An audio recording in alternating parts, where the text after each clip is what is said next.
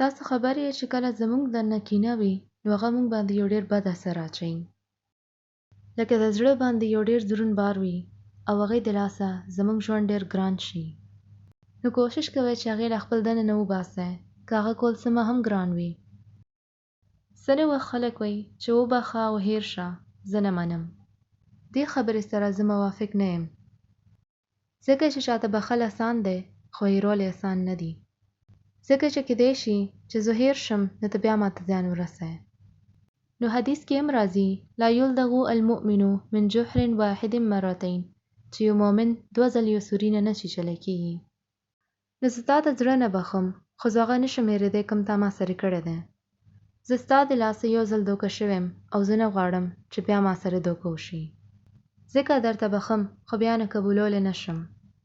او چاله بخښلو معنی دا نه دی چې تاسو هغوی سره بیا نه هغسې تعلق جوړ کړئ څنګه چې اول و. که تاسو او هغوی دواړو خوښه وي چې تعلقات بیا نه سم شي نو دا ممکنه دی. خو تاسو باندې د دې هېڅ ګناه به نه وي که تاسو هغوی سره بیا نه تعلق نه جوړول غواړئ. چې الله ما ورته وبخښو خو زه اوس ورسره نه ساتل غواړم. نو داسې کول غلط نه دی ځکه چې ځینې خلک ستاسو ژوند کې ډېرې مسلې جوړوي. نو تاسو له داسې کسانو نه ځان ساتل دي ځکه چې هغوی کله هم نه بدلیږي. هغوی به هر خبرې کې تاسو ته زیان رسوي. هغوی تاسو ته ژوند کې دروغ وایي، تاسو سره بد پیښیږي.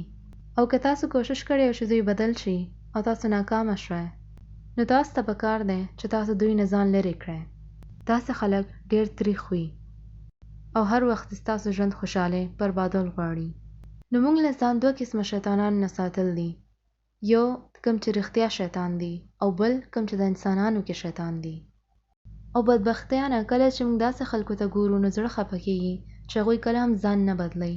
هغوی چاته یو ځل زیان رسوي، بیا 2یم ځل رسوي، بیا 3یم ځل او بیا یې رسوي.